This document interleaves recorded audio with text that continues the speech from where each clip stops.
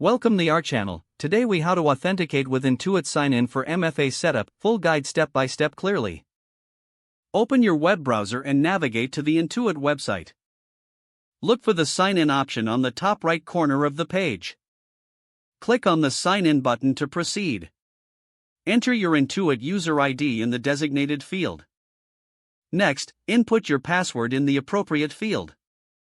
Once you've entered your credentials, click the Sign-in button. If your account is set up for multi-factor authentication, you will receive a prompt to set it up. Choose your preferred method of authentication, such as SMS or email.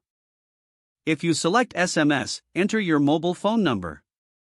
If you opt for email, provide the email address associated with your account. After entering your information, click Send Code to receive your verification code.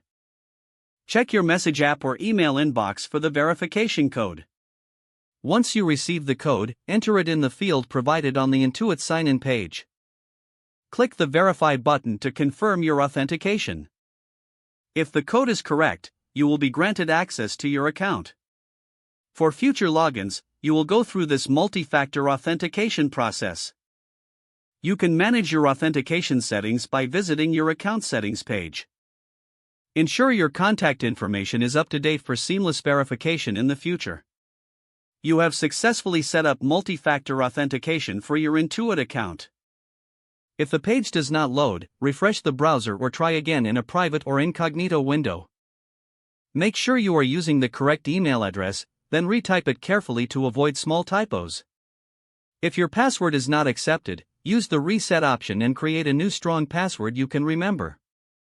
Check your spam folder for verification or security emails, then complete any requested confirmation steps.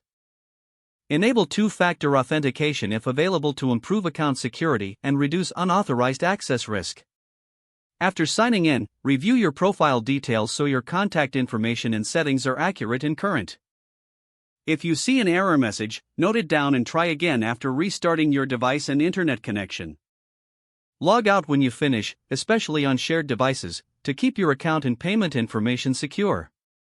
If the page does not load, refresh the browser or try again in a private or incognito window.